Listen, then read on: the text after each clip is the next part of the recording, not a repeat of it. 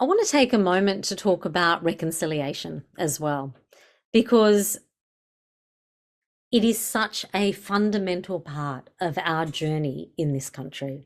I don't want to tell you how to vote in a referendum. I don't want to tell you what to think.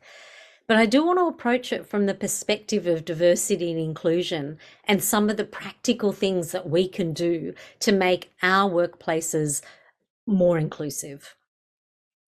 You would have all heard of reconciliation action plans for those of you who are from Australia. And I think, to be honest, our New Zealand neighbours do reconciliation so much better than we have done it. Reconciliation action plans are the first step in reconciliation for an organisation, but they're definitely not the last. If we look at our country's history, our Indigenous people have some of the worst life statistics in the world for any Indigenous people.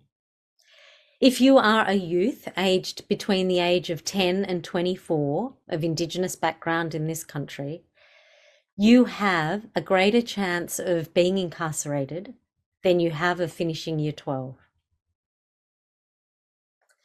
That statistic always blows my mind. I have children who took it for granted that they would go to university. And when I think of that statistic, I feel incredibly sad that that's where our Indigenous youth are today.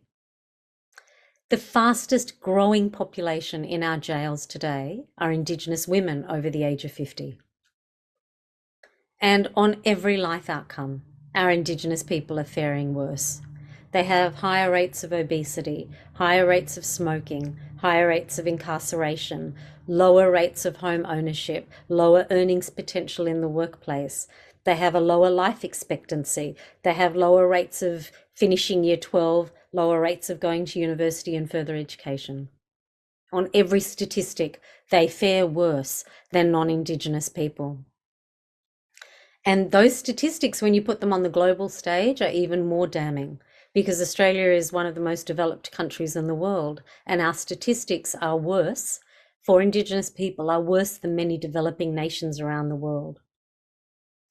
So as Australian companies, when we talk about diversity and talk about inclusion, we have to include a First Nations focus in that diversity and inclusion. We have the benefit in this country of celebrating the oldest living and surviving culture in the world. And yet I think if we went down on any street corner in any capital city in Australia and asked anybody, where is the oldest living culture in the world? I suspect we would get answers like India, Japan, China. I don't think most people would think of it as being in Australia. And that's a gift. That's something that we all get to share in.